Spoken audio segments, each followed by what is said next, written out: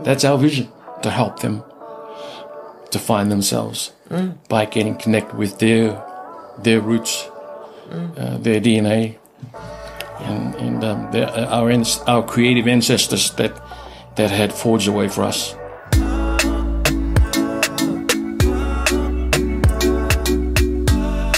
This podcast is proudly supported by the Otara Network Action Committee, ONAC, community-owned, community-driven and community-led. Kia ora koutou. No mai haere mai ki tēnei kōrero, te kōrero, or We Are Otara. Ko Judy Spate taku ingoa, and this afternoon it is my thrill to introduce you to the legend that is Sally Paya. Sully's not only known internationally for his incredible vision and youth work, but he is adored throughout New Zealand. I think if you use Wikipedia and check out Sally Paya, you'll find out that he is the godfather of youth work in Aotearoa. And it's been my honour to get to know that man over the last nearly 15 years. Not nearly 15 years, actually over the nearly a decade. I remember, and Jeff Woody and I were just reminiscing about being in the Otara Town Centre in 2015, and that was our first big community outing there, and Sully was just an absolute legend trying to support me through that. So aside from all those things that you guys all know him as, to me he has been an incredible visionary that has really helped me and Tony create the vision that is becoming Accelerating Aotearoa. And for that I'm eternally grateful. This morning we talk about Sully's vision for the future and his vision for the role of education and how education could be maybe more effectively tweaked to meet some of our kids that are underserved, at risk in Otara, but also across South Auckland. Sully's vision is fresh. It's really grounded. It has its heart in the past and in the future. And I urge you to take the time to listen to this podcast, because we're going to make it all come together. And, as we know, there's the whakatauki that says, if you know where you come from, you know who you are and you know where you're going. Kia ora. This morning it's my great honour to be sitting with Sally Paya, who, I don't want to use a shallow word like hero. I was so amazed and delighted to meet you, Sally, when I first started hanging out in Otara.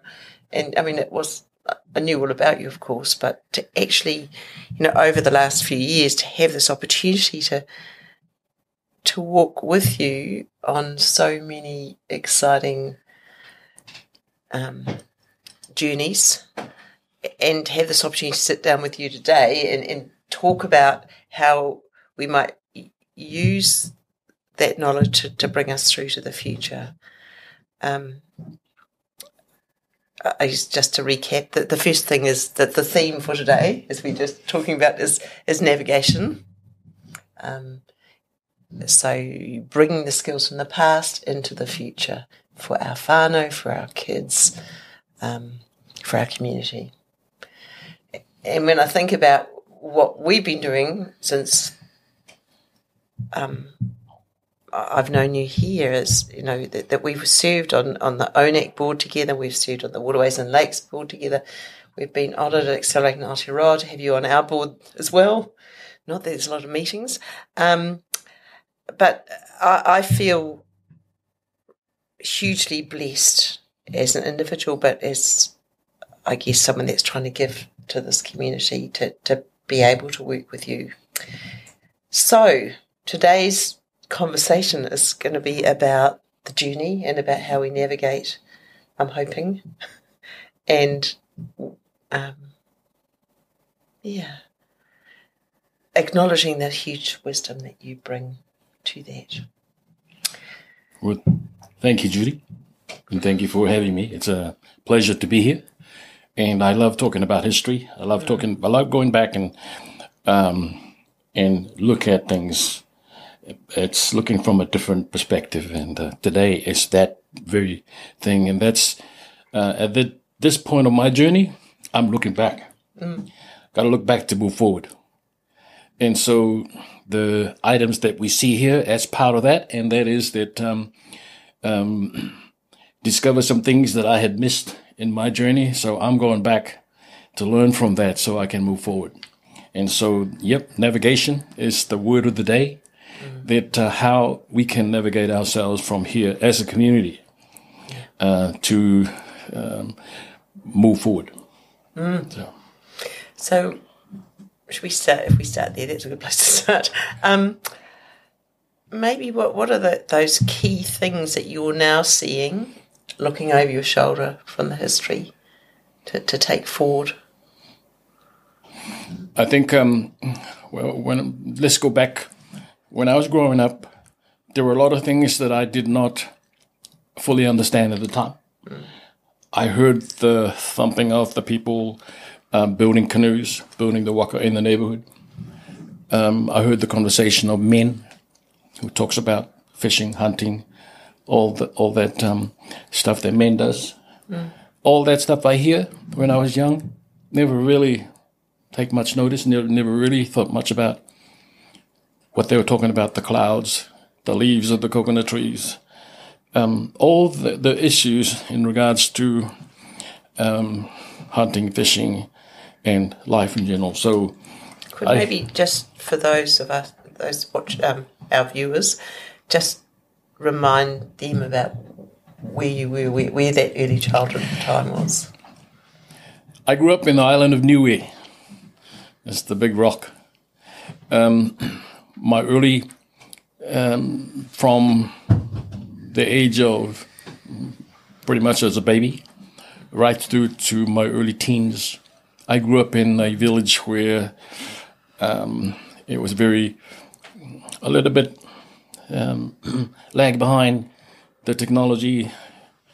And so I grew up in the bush, pretty much. I grew up in learning and understanding when to fish, where to fish, how to hunt, and all that stuff.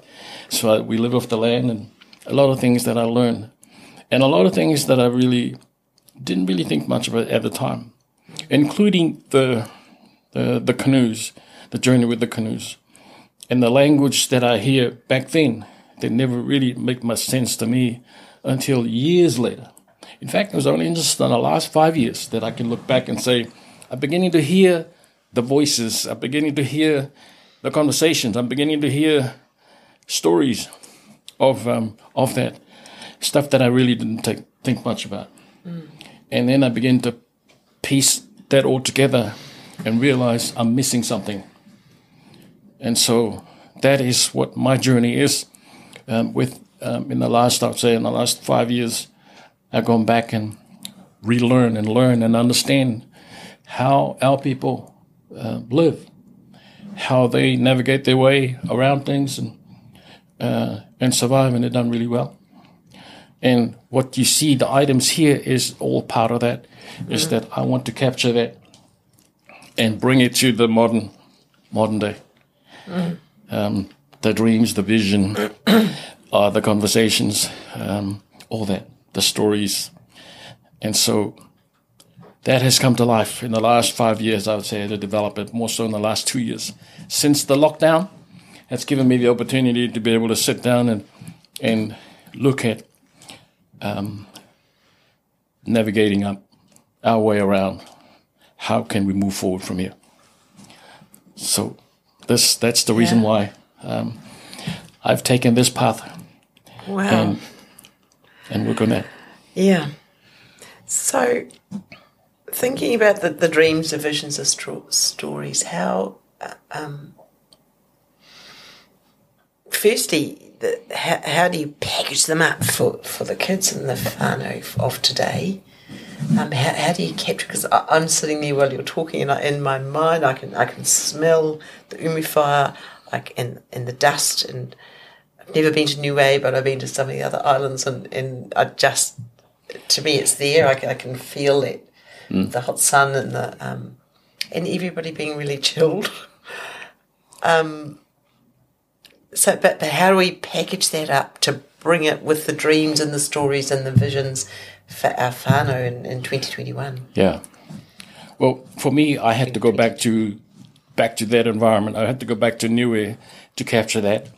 And when I left Niue back in 1968, I burned my bridge. I want nothing to do with. I don't want to go back. That's it for me. I'm done. I'm gone.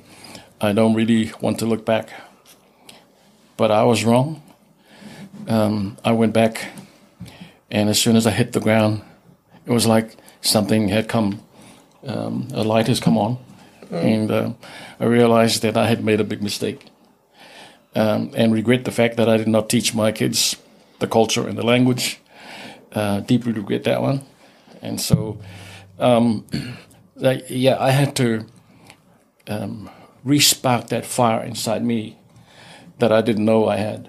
And so that came alive, and much more. That's given me much, much more, far beyond. And so now, fast forwarded, how I would like to package it, and this is why one of the reasons why I want to get particularly into the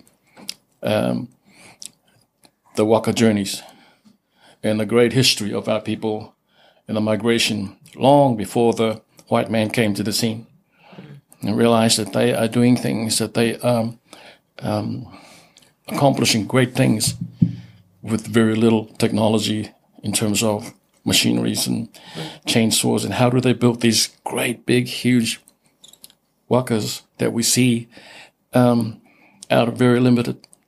They were very creative people. I've learned that our history, our ancestors, they learned so much stuff, understand so much with very little help, very little machineries, no chainsaws, no chisels, no axe. How do they do that? Yeah. So I was fascinated about that, and I thought, I'd like to go back and learn. And what I have learned has enriched me greatly. And so back to your question is, now how do we package that today? So very little, very little bit by little bit, we're doing that in a small way, and starting off with the little stuff as you see here, is that, and while you're doing it, I'm telling a story, and from there gradually build. So right now it's doing just that, giving them that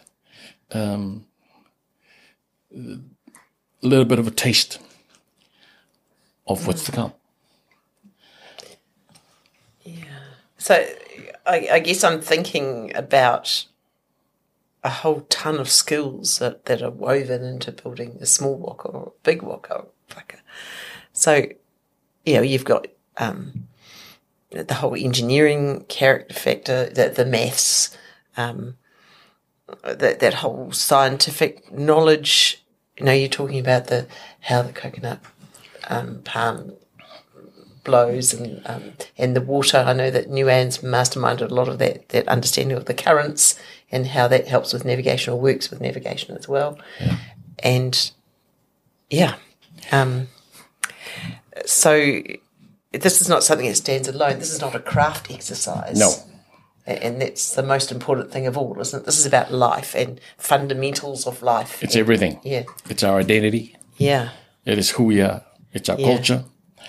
It teaches you education. It teaches you the maths, the English. They were learning that long before the word. They even know what the word means.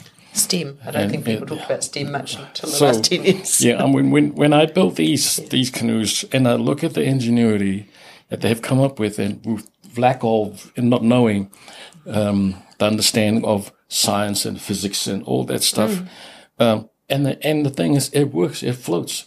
How does Māori build those great big wakas and travel from Hawaii to Aotearoa? That's a huge accomplishment. They never talk about that stuff. They never talk about the engineering of the building of those these great vessels that had done and accomplished all that. Yeah. So, when I look at these, I look at that great, huge education foundation that can that we can build on, because in there you learn everything about science, everything about physics, everything about English, maths, the whole thing. So that's what draws me into it. And back to your question of how do you package it, I thought, well, if we can somehow create this and gradually build on this and package this so that we can be able to bring that into the modern day education, I think we will be able to do much, much more than just building canoes. To me, I started off as a hobby and it's an art.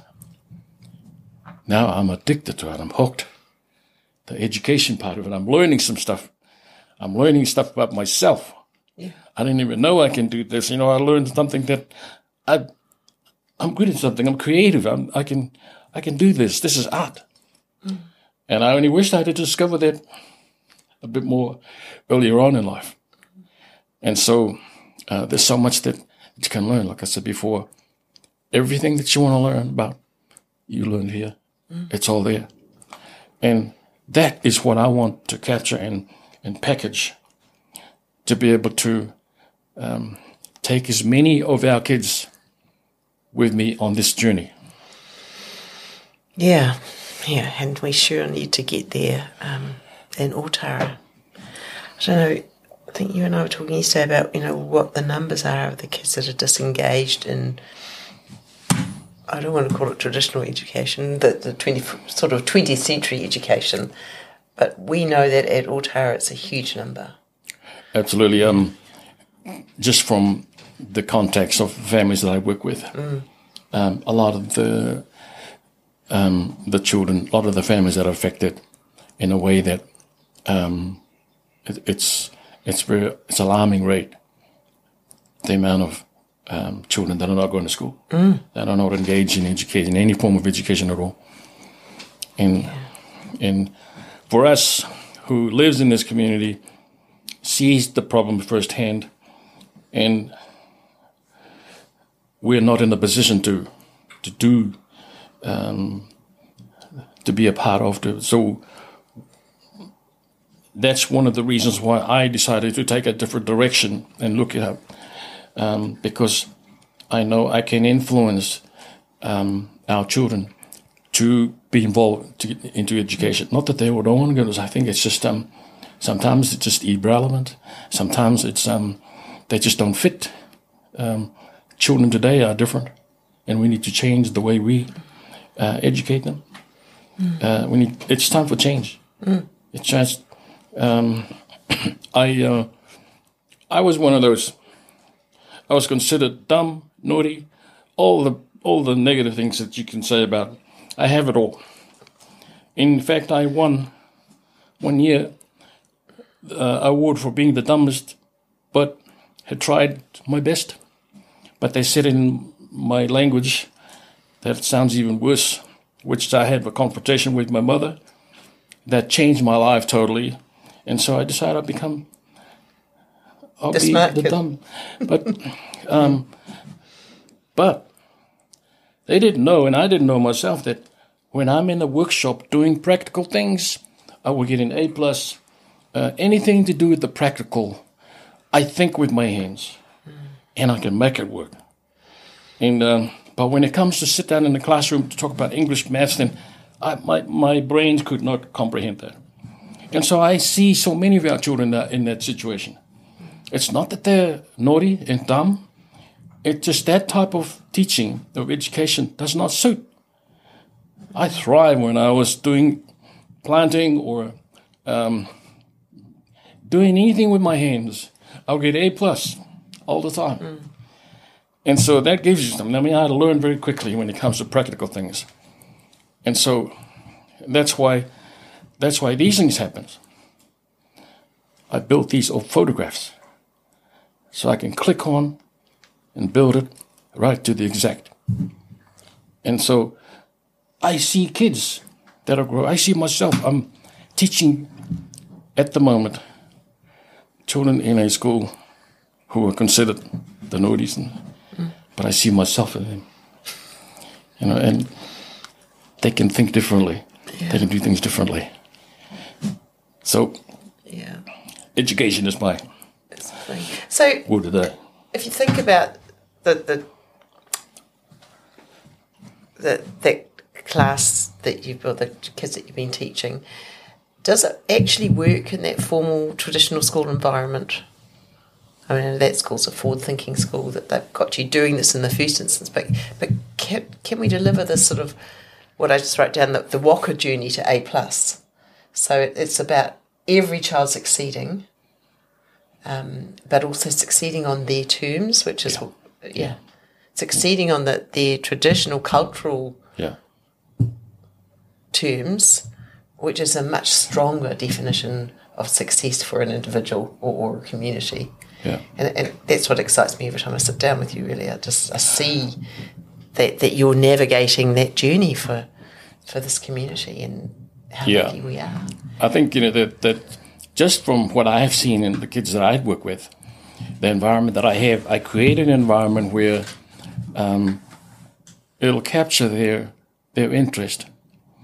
And straight away, it's happening already in that they want to do it.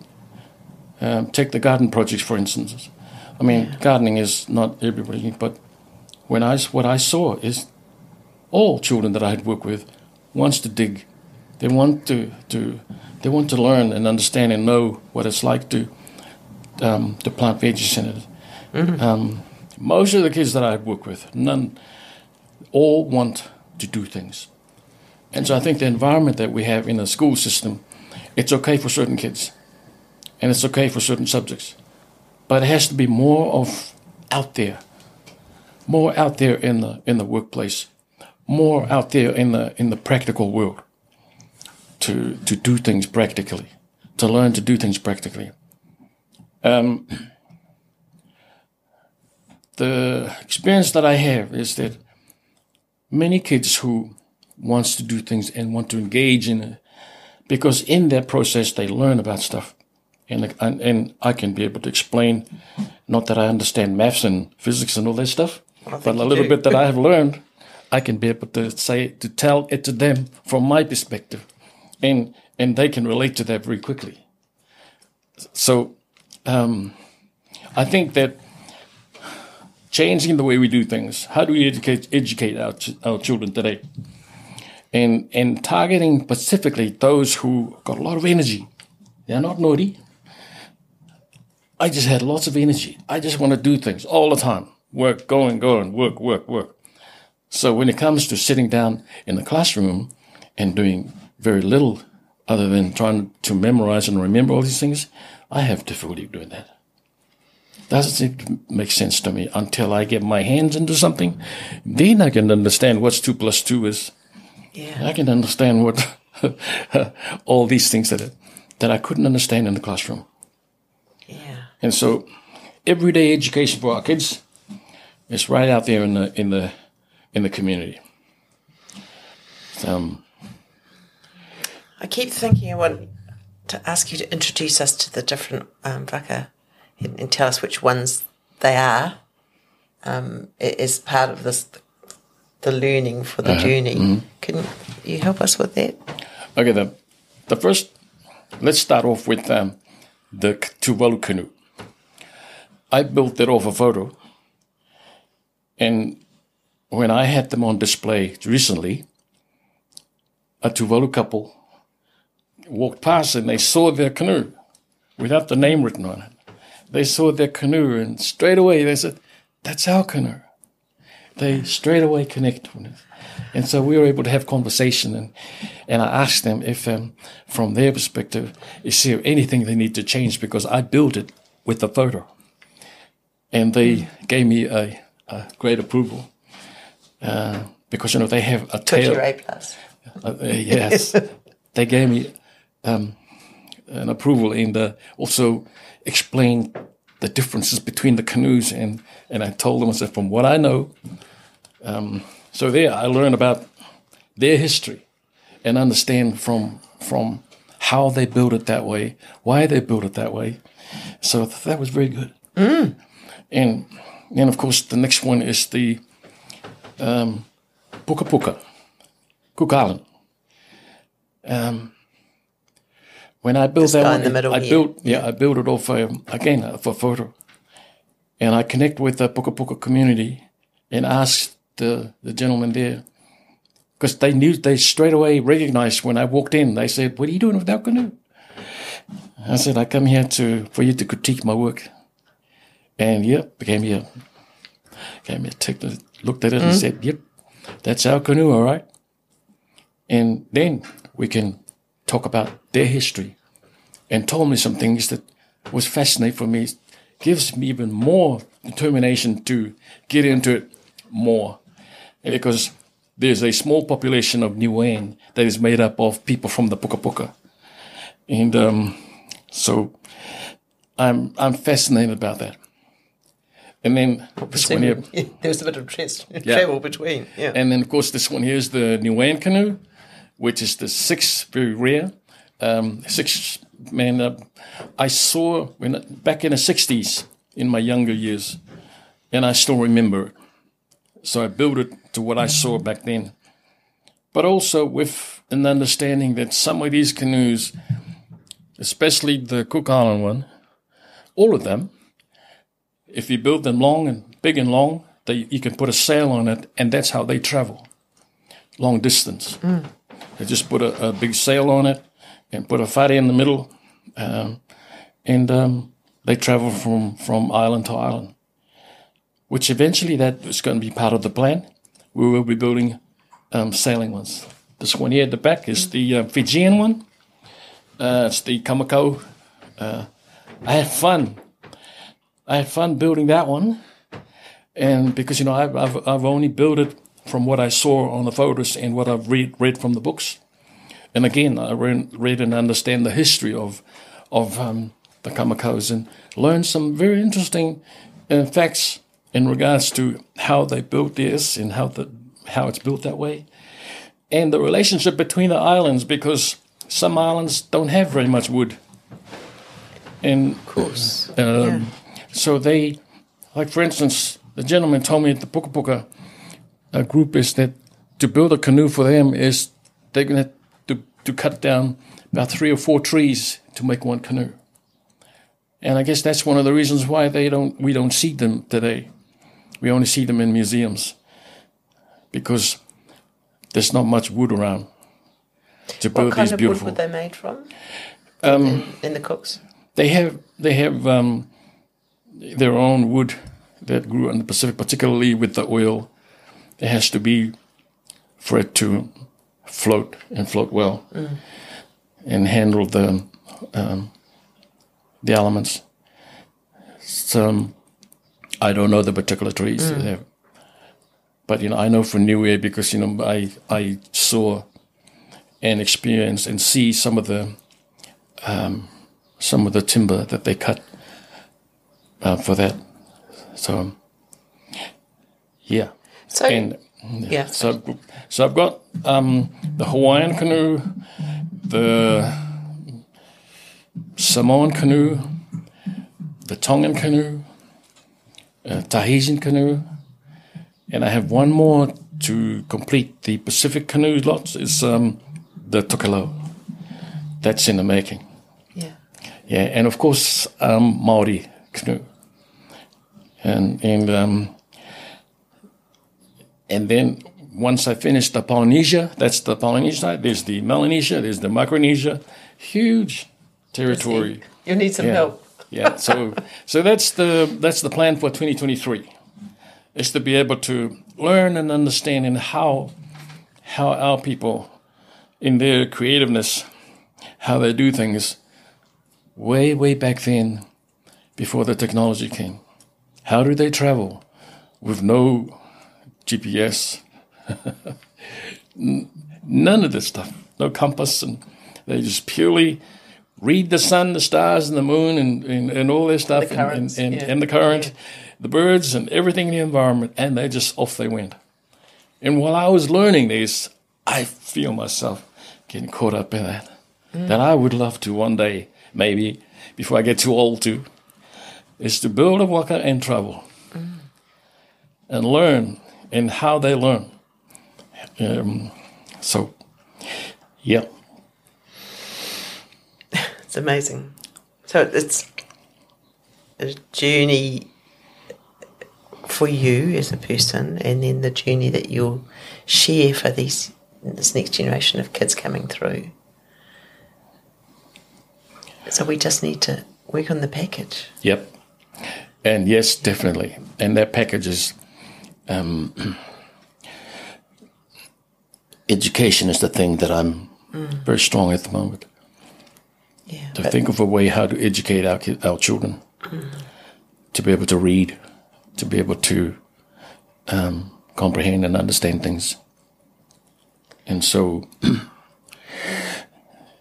yeah, that's what I'm packaging at the moment, is a journey forward, how to navigate our way forward with the wakas. And as you're saying, like there's the journey in the practical world, Yeah. so that there's already always an application, and Yeah. and the so-called 3 R's or whatever else Yeah. we're Yeah. expecting our kids to come up with. That follows almost, doesn't it? Because you're creating this will to learn and a Yeah. thirst for learning and an excitement about learning yeah, for the first time for many of those kids, and maybe even for their parents. definitely. I think from what I have learned through the canoes in the short period of time that I have had it out, the parents, they're fascinated. They want to know more about their history, especially, when they see your canoe. It brings something out of them. I also watch the old people. They're the only ones that saw their canoes straight away. The Samoan couple, elderly couple, as soon as they see the canoe, you can see the smile. That's our canoe, and I get a buzz out of that. They recognize it's their identity, it's their culture, and then to explain why it's built that way, because the Samoan canoe is completely different in the shape, how it's created that way, and the name for it. So they have a lot of history to tell, and that I love, and also to capture that generation before they pass on, because they still have some that has not been passed on, and so It's an important piece of the package, isn't it? That, Absolutely. That our old people come and almost introduce the conversation. Yeah. Wow. It's a whole family. Yeah.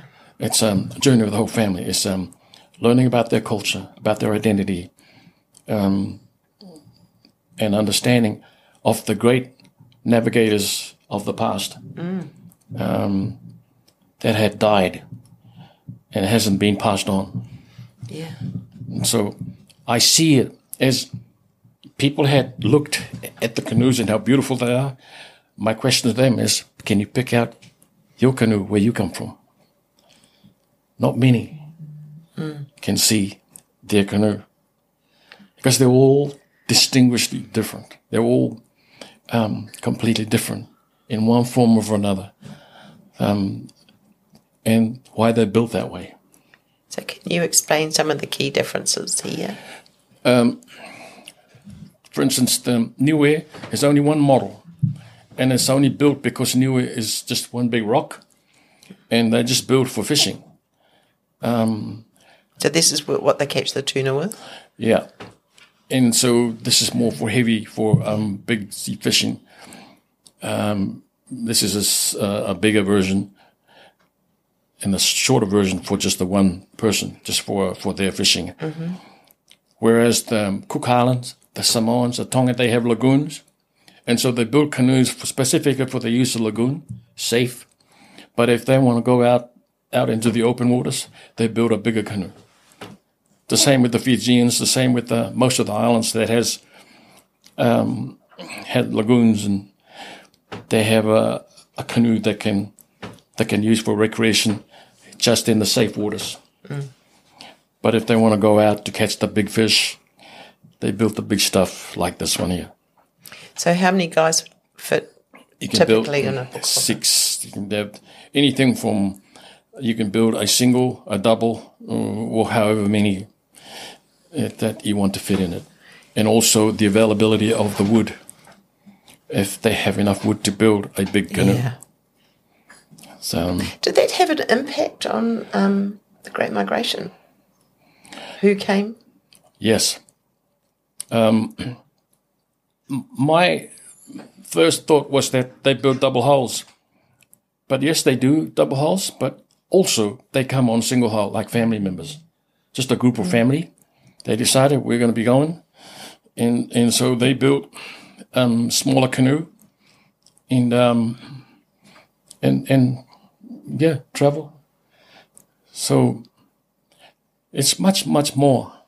And the different varieties. And some of the canoes we haven't seen today because they don't build them anymore because of lack of wood. And all the people that today is the basic just for fishing that. But according to the history and Captain Cook's artist and some of the drawings that we saw, we haven't seen those canoes. They were very creative canoes. It's amazing. In terms of rowing, paddling, the waka, these guys are these are the steerage. The guy at the back, is normally the guy who directs, who steers. But isn't this 2 steerage points, or is that just a paddle at the front? The guy in the front is like the leading person that gives direction on where to go. The guys at the back, the workers kind of, but the leading person in the front. But most of them understand and know exactly what to do. So that's their life. They fish every day for food, and so they understand how to navigate their ways around. And it's all family affairs. Yeah. I'm sure I told you about our own family navigation exercise at sailing with my brother across the Pacific. Yeah. And we had 8 days without seeing any land. Yeah. But I guess I had a couple of moments there, epiphanies.